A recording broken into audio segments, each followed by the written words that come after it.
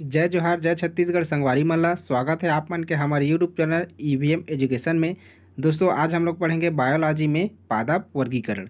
इसमें हम लोग 50 इंपॉर्टेंट एमसीक्यू क्वेश्चन करेंगे जो आपके सभी एग्जाम के लिए अत्यंत महत्वपूर्ण साबित होंगे। चलिए दोस्तों, हम लोग बिना किसी देरी के वीडियो को स्टार्ट करते हैं हमारे फर्स्ट क्वेश्चन से।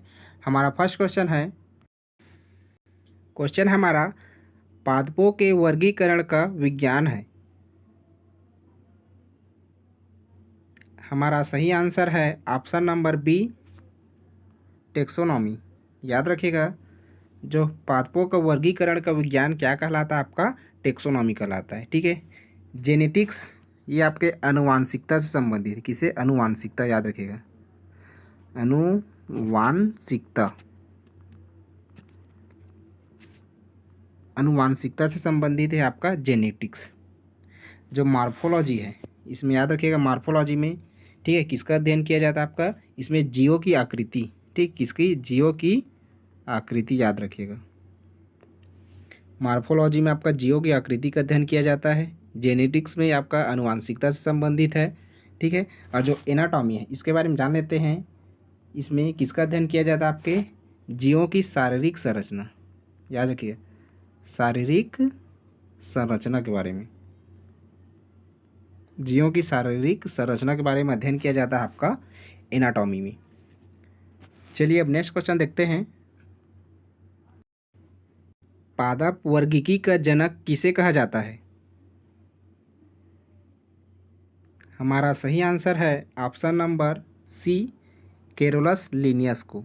याद रखिएगा, पादप वर्गीकी का जनक किसे कहा जाता है? आपका कैरोलस लिनियस को कहा जाता है। जो अरस्तु है, ठीक है, इसको बायोलॉजी और जूलॉजी, याद रखिएगा, बायोलॉजी और जूलॉजी का जनक कहा जाता है। ठीक है। बायोलॉजी जीव विज्ञान और जूलॉजी मतलब जंतु विज्ञान का जनक किसे कहा जाता है? आपका अरस्तु को। जो आपका थियोफ्रेस्टस है, इसे वनस्पति विज्ञान का, ठीक है, वनस्पति विज्ञान का जनक कहा जाता है। इसको याद रखिएगा।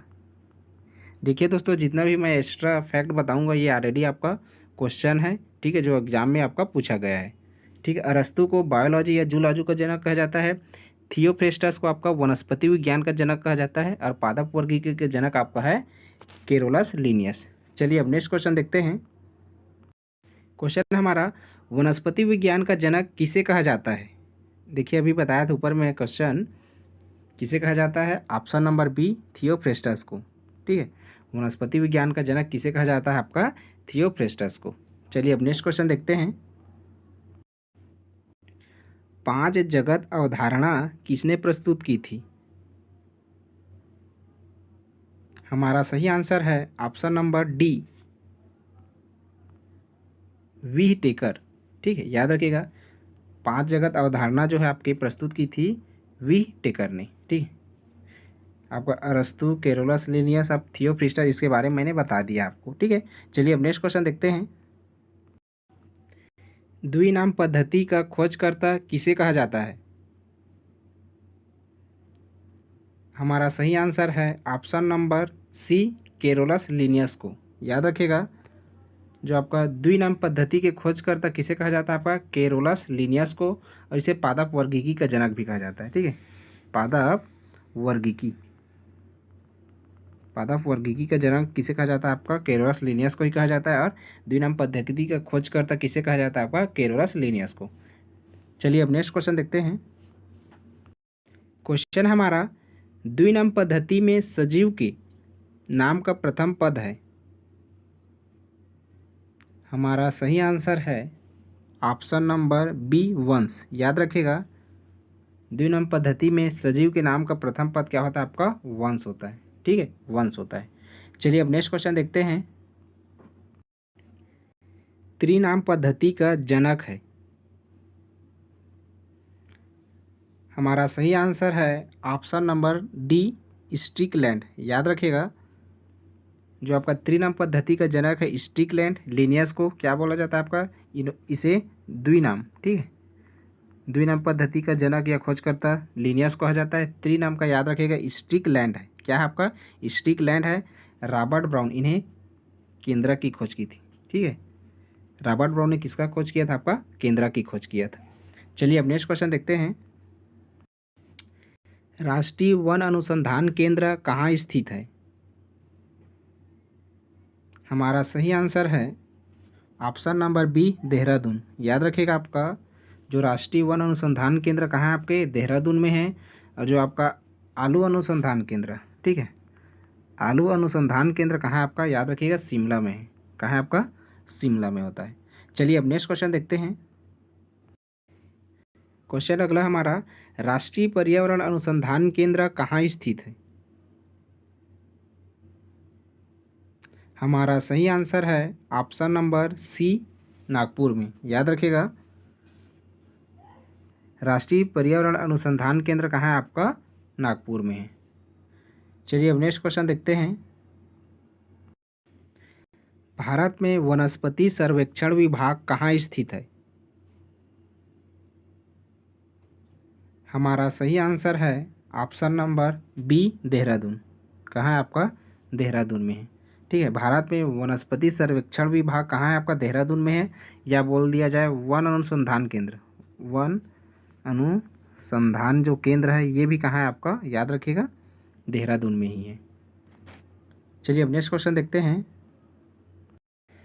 दोस्तों, अगर आपको क्वेश्चन का लेवल अगर वीडियो पसंद आ रही होगी तो आप वीडियो को लाइक कीजिए। अगर आप चैनल पे नए हैं तो चैनल को सब्सक्राइब कर लीजिए, क्योंकि हमारे इस चैनल के माध्यम से सभी प्रकार के कंपटीशन एग्जाम की ऑनलाइन निःशुल्क प्रिपरेशन कराए जाते हैं। चलिए अब नेक्स्ट क्वेश्चन देखते हैं। राष्ट्रीय आलू अनुसंधान केंद्र कहाँ स्थित है? इसका भी आंसर मैंने बता दिया था, कहाँ है आपके? शिमला में है। ठीक, याद रखिएगा, राष्ट्रीय आलू अनुसंधान केंद्र कहाँ है आपका? शिमला में है। चलिए अब नेक्स्ट क्वेश्चन देखते हैं। राष्ट्रीय चावल अनुसंधान केंद्र कहाँ स्थित है?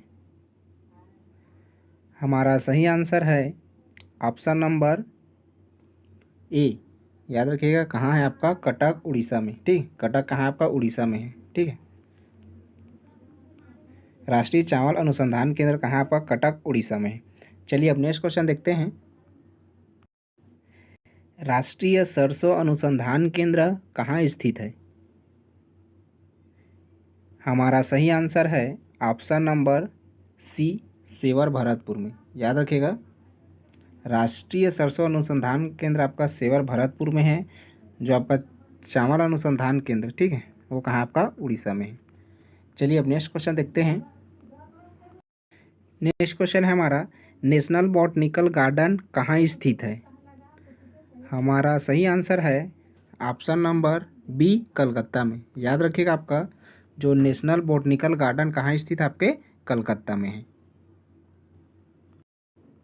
दोस्तों, अगर आपको क्लास का पीडीएफ चाहिए तो आप हमारे टेलीग्राम चैनल ईवीएम एजुकेशन को भी ज्वाइन कर लीजिए। ठीक है, अगर आपको क्लास का पीडीएफ चाहिए तो आप टेलीग्राम चैनल ईवीएम एजुकेशन को ज्वाइन कर लीजिएगा। वीडियो का एंड होते ही हम लोग वहाँ आपको पीडीएफ सेंड कर दिया जाता है। चलिए अब नेक्स्ट क्वेश्चन देखते हैं। क्वेश्चन हमारा, काजरी का मुख्यालय कहाँ स्थित है? हमारा सही आंसर है ऑप्शन नंबर डी, जोधपुर। ठीक, याद रखिएगा, जो काजरी का मुख्यालय है ये कहाँ है आपका? जोधपुर में है। चलिए अब नेक्स्ट क्वेश्चन देखते हैं। क्वेश्चन हमारा, ऐसे पादप जिनमें जड़, तना, पत्ती नहीं पाई जाती। हमारा सही आंसर है ऑप्शन नंबर सी, थैलोफाइटा। याद रखिएगा, थैलोफाइटा एक ऐसा पादप है जिसमें जड़, तना और पत्ती नहीं पाई जाती है।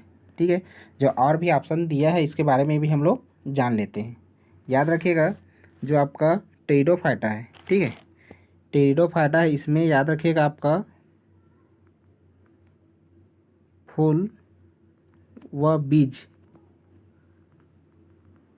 फूल और जो बीज है इसमें नहीं बनते। ठीक, याद रखिएगा, क्रॉस का मैं चिन्ह लगा रहा हूँ, मतलब इसमें नहीं बनता। याद रखिएगा, ठीक है, टेरिडोफाइटा ऐसे पादप को कहते हैं जिसमें फूल और बीज नहीं बनते। ठीक है, इसमें क्या होता है आपका? फूल और बीज नहीं बनता। ठीक है, इसमें फूल बनता है। यार क्या बोलता है? इसमें फूल बनता है। याद रखिए, एंजियोस्पर्म में क्या होता है आपका? इसमें फूल बनेगा। जो बायोफाइटा है, ठीक है, बायोफायरा या बायोफाइटा, ये क्या होता है? याद रखिएगा, आपको ये भी ऐसा पादप होता है, ठीक है, जो आपके काई हो गया या जो समुद्री शैवाल होता है, ठीक है, ये किसके अंतर्गत आता है? आपका बायोफाइटा के अंतर्गत आता है, ठीक है।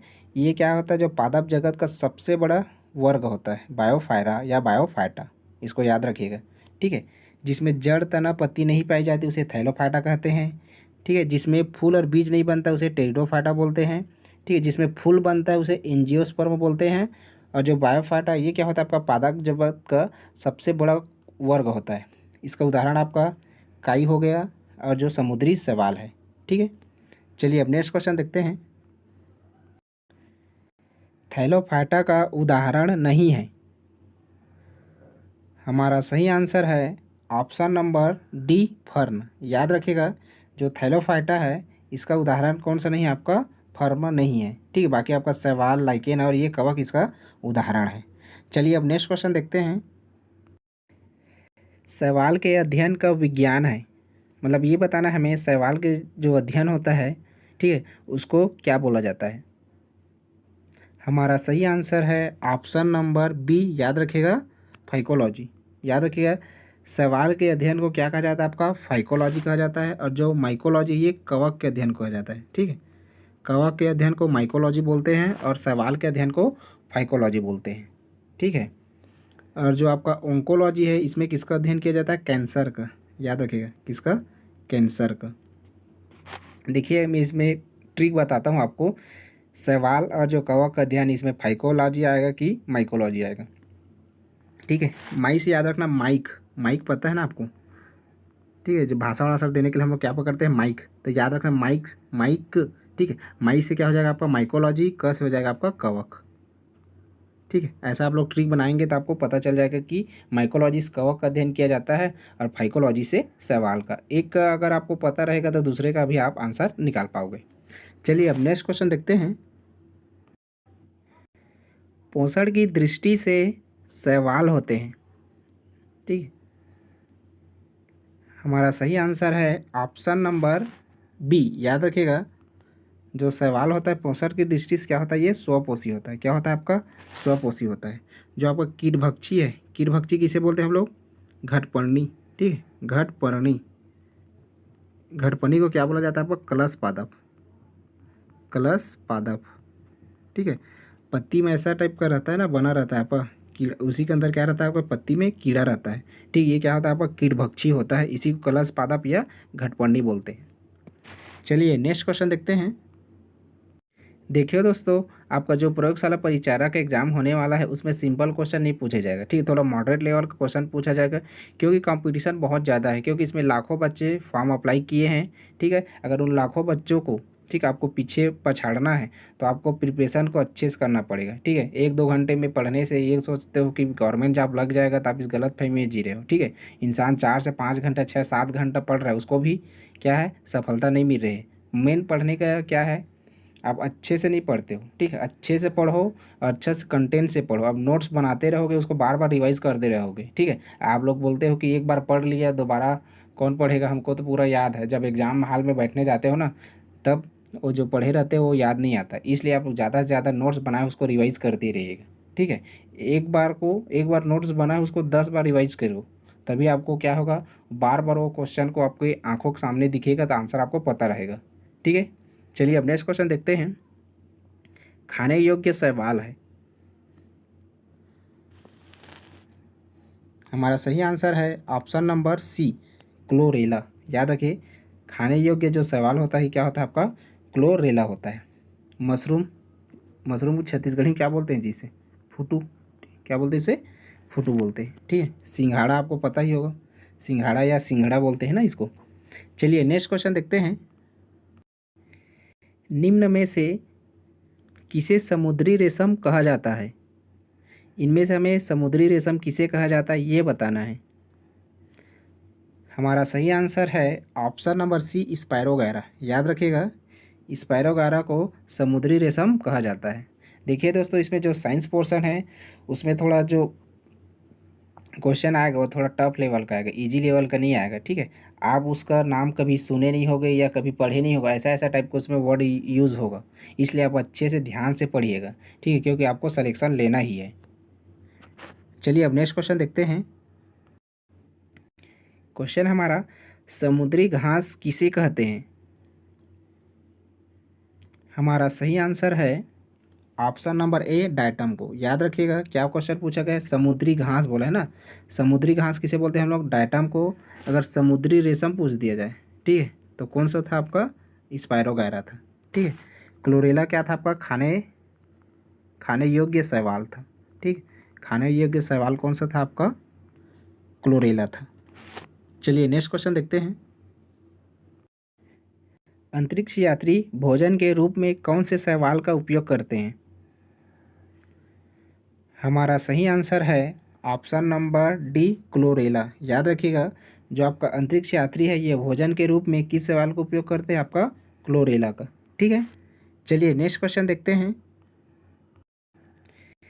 क्वेश्चन हमारा, जैव उर्वरक के रूप में काम आने वाला शैवाल है। जैव उर्वरक के रूप में काम आने वाला शैवाल हमारा क्या है, ऑप्शन नंबर बी। याद रखिए एनाबीना। क्या बोलते हैं, जैव उर्वरक के रूप में काम आने वाला शैवाल है आपका एनाबीना। चलिए नेक्स्ट क्वेश्चन देखते हैं। तालाब और झीलों में होने वाली वाटर ब्लूम घटना का कारण है। आपको पता ही होगा तालाब और झील में क्या ज़्यादा पाया जाता है, आपका शैवाल, ठीक है। क्या हो जाएगा, शैवाल इसका आंसर हो जाएगा। तालाब और झीलों में होने वाली वाटर ब्लूम घटना का कारण है आपका शैवाल। चलिए नेक्स्ट क्वेश्चन देखते हैं। क्वेश्चन हमारा, कवकों के अध्ययन का विज्ञान है। इसका ट्रिक मैंने बताया था आपको, माइक, क्या याद रखना है, माइक, ठीक है। माइक से क्या हो जाएगा आपका, माइक से हो जाएगा आपका माइकोलॉजी। क से क्या होता है आपका, कवक, ठीक। कवक का अध्ययन क्या बोला जाता है आपका, माइकोलॉजी। और जो फाइकोलॉजी से शैवाल का अध्ययन करते हैं, ठीक, किसका, शैवाल का। चलिए नेक्स्ट क्वेश्चन देखते हैं। क्वेश्चन हमारा, भारतीय माइकोलॉजी का जनक है।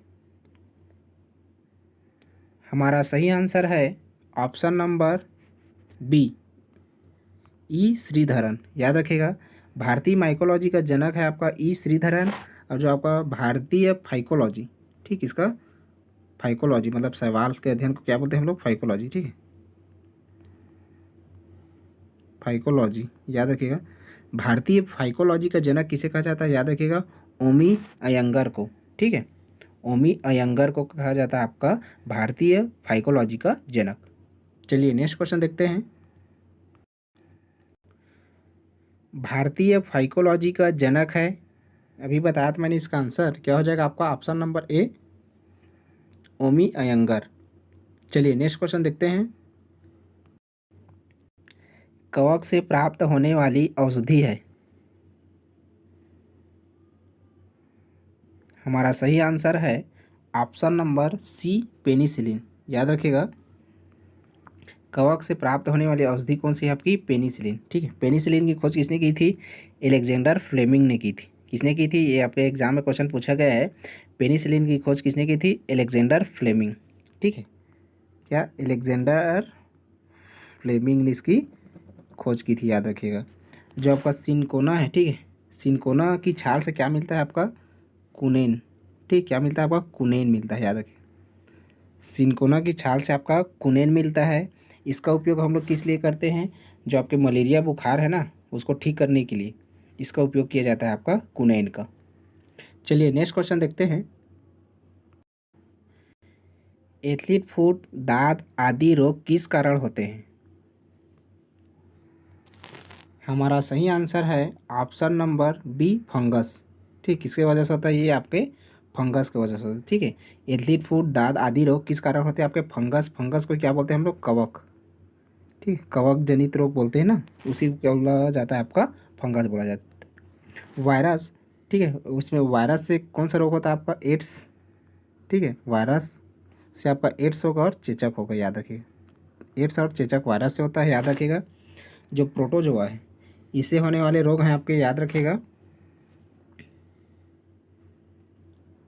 ठीक है, पायरिया, ठीक है, पायरिया हो गया और कालाजार, फायरिया, काला जार, ये आपके प्रोटोजोआ से होने वाले रोग है। ठीक है, चलिए अब नेक्स्ट क्वेश्चन देखते हैं। दोस्तों ऐसे ही टाइप के क्वेश्चन आपके एग्जाम में देखने को मिलेगा, इसलिए आप वीडियो को शुरू से लेकर इन तक जरूर देखिएगा। और जो भी आपके भाई बहन रिश्तेदार प्रिपरेशन कर रहे होंगे उसके वीडियो को ज़रूर शेयर कीजिएगा ताकि उसको भी कुछ बेनिफिट मिल सके। चलिए देखते हैं क्वेश्चन। गेहूँ, चावल, बाजरा, मक्का आदि पौधों का कुल है। हमारा सही आंसर है ऑप्शन नंबर ए, ग्रेमिनी। जो आपका गेहूँ, चावल, बाजरा, मक्का आदि जो पौधों का कुल कौन सा है आपका, ग्रेमिनी। अगर आपको पता होगा गेहूँ, चावल, बाजरा, मक्का ये आपका क्या है, सब अनाज फसल है। ठीक, अनाज क्या फसल है, ये सब अनाज का फसल है। अनाज को क्या बोलते हैं इंग्लिश में, ग्रेन बोलते हैं। ठीक है, ग्रेन से आप लोग समझ सकते हैं ग्रेमिनी। ठीक है, चलिए नेक्स्ट क्वेश्चन देखते हैं। निम्न में से खाने योग्य कवक है। हमारा सही आंसर है ऑप्शन नंबर डी, मशरूम। याद रखिएगा, खाने योग्य कवक कौन सा है आपका, मशरूम। इसे छत्तीसगढ़ी में क्या बोलते हैं हम लोग, फुटू बोलते हैं। ठीक है, क्या पूछा है याद रखिए, खाने योग्य कवक बोला है ना, याद रखिएगा क्वेश्चन को अच्छे से पढ़िएगा। क्या बोला है आपका, कवक। इनमें से खाने योग्य कवक है आपका मशरूम। ठीक है, और जो सवाल था खाने योग्य सवाल कौन सा था आपका, क्लोरेला। ठीक है, ऐसा आप लोग रिलेट करके पढ़ना है। ठीक है, वरना आपको कंफ्यूज होगा। खाने योग्य कवक पूछा है तो मशरूम आएगा, खाने योग्य सवाल पूछता है तो कौन सा होता है आपका, क्लोरेला। चलिए नेक्स्ट क्वेश्चन देखते हैं। क्वेश्चन हमारा, प्रकृति का किसान किसे कहा जाता है। हमारा सही आंसर है ऑप्शन नंबर ए, लाइकेन को। याद रखिएगा, जो आपका प्रकृति का किसान आपका किसे कहा जाता है, आपका लाइकेन को कहा जाता है। ठीक है, याद रखिए, जो आपका बायोफाइटा है, ठीक है, ये क्या है, ये पादप जगत का सबसे बड़ा वर्ग है। ठीक, क्या है, सबसे बड़ा वर्ग, पादप जगत का सबसे बड़ा वर्ग है। याद रखिए, आपके एग्जाम में पूछा जाता है पादप वर्ग का सबसे बड़ा वर्ग किसका होता है आपका, याद रखिएगा वो बायोफाइटा का होता है। इसका उदाहरण क्या है आपका, जो आपका काई है। ठीक है, काई इसका, और जो आपका समुद्री शैवाल है। ठीक, याद रखिएगा, काई और जो समुद्री शैवाल है ये इसका एग्जाम्पल है। याद रखिएगा, आपके एग्जाम में क्वेश्चन पूछा जाता है। काई और समुद्री शैवाल क्या है आपका, ये बायोफाइटा है। चलिए नेक्स्ट क्वेश्चन देखते हैं।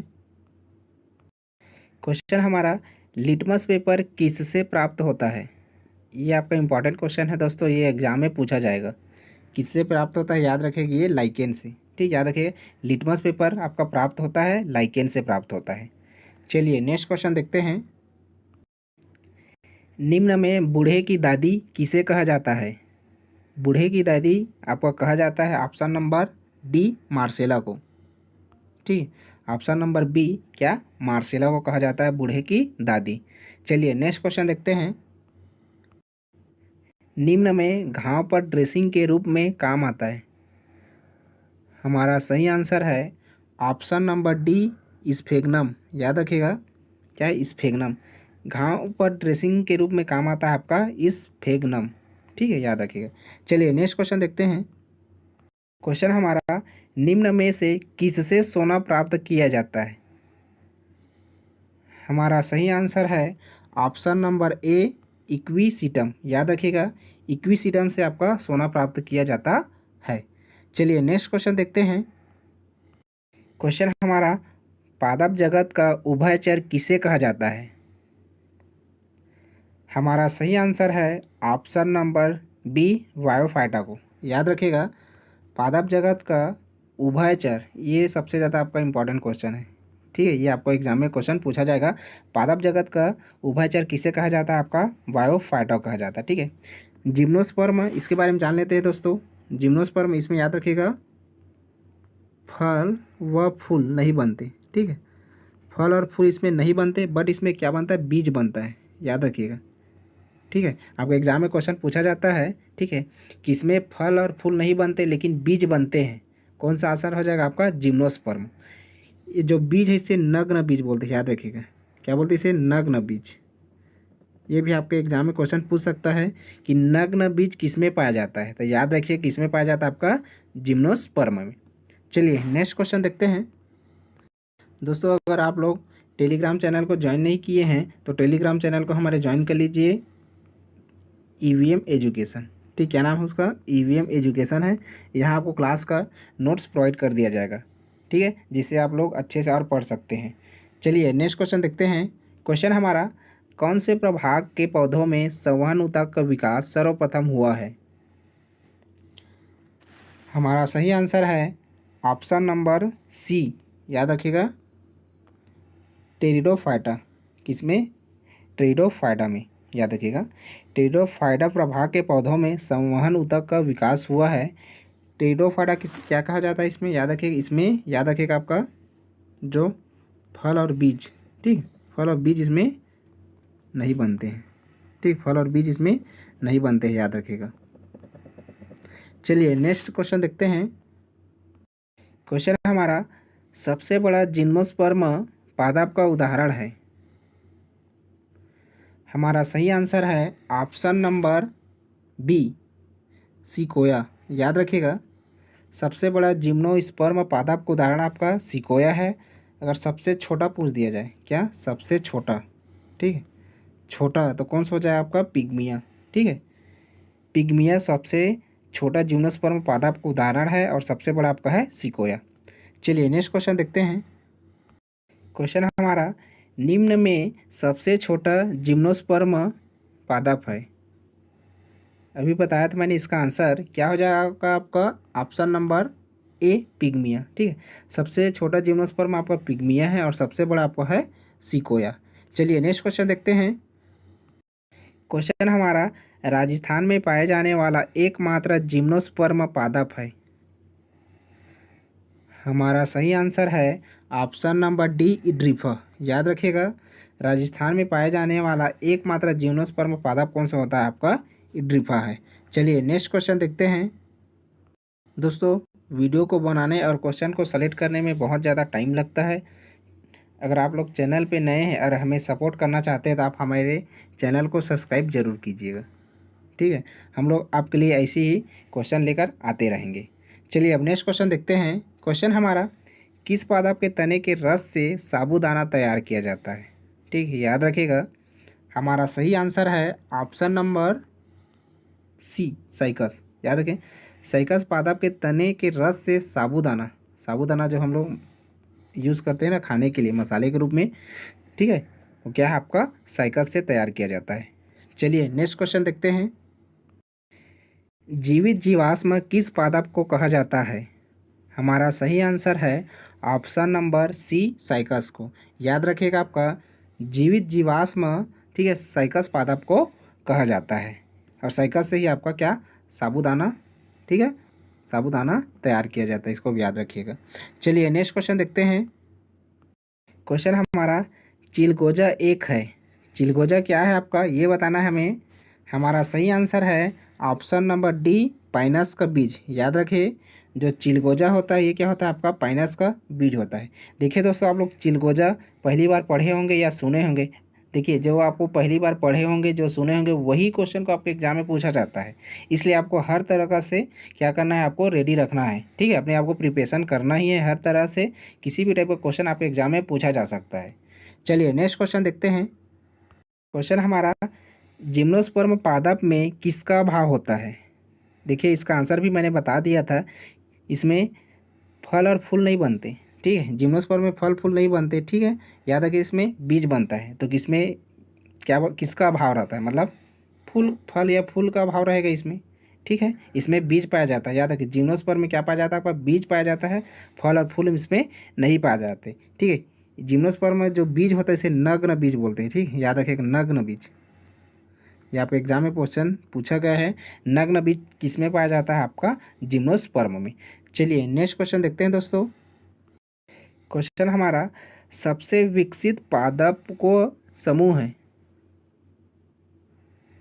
सबसे विकसित पादपों का समूह कौन सा, ये हमें बताना है। हमारा सही आंसर है ऑप्शन नंबर बी, एंजियोस्पर्म। याद रखिएगा, क्या हो जाएगा आपका? एंजियोस्पर्म। ये सबसे विकसित पादप का समूह है, ठीक है। एंजियोस्पर्म क्या होता है? याद रखिएगा, इसमें आपके फूल बनते हैं, ठीक है, फल और बीज इसमें नहीं बनते, लेकिन फूल इसमें बनते हैं। चलिए नेक्स्ट क्वेश्चन देखते हैं। क्वेश्चन हमारा सबसे बड़ा एंजियोस्पर्म पादप है। हमारा सही आंसर है ऑप्शन नंबर सी, यूकेलिप्टस। याद रखिएगा, सबसे बड़ा जो एंजियोस्पर्म पादप है आपका यूकेलिप्टस है। अगर सबसे छोटा पूछ दिया जाए, ठीक है, सबसे छोटा पूछ दिया जाए तो कौन सा हो जाएगा आपका? लेमना हो जाएगा, ठीक है, याद रखिएगा। चलिए नेक्स्ट क्वेश्चन देखते हैं। क्वेश्चन हमारा सबसे छोटा एंजियोस्पर्म पादप है। इसका आंसर मैंने बता दिया था आपको, क्या हो जाएगा आपका? Option number A, Lemna. ठीक है, ये क्या होता है आपका? सबसे छोटा एंजियोस्पर्म पादप होता है और सबसे बड़ा आपका क्या होता है? यूकेलिप्टस। चलिए नेक्स्ट क्वेश्चन देखते हैं दोस्तों। दोस्तों ये हमारे वीडियो का लास्ट क्वेश्चन है। इनमें से किस पादप से विक्स तैयार की जाती है? हमारा सही आंसर है ऑप्शन नंबर सी, यूकेलिप्टस से। याद रखिएगा, यूकेलिप्टस पादप से आपका क्या तैयार किया जाता है? विक्स तैयार किया जाता है। दोस्तों अगर आपको वीडियो अच्छी लगी होगी तो आप वीडियो को लाइक कीजिए। अगर आप चैनल पे नए हैं तो चैनल को सब्सक्राइब भी कर लीजिए।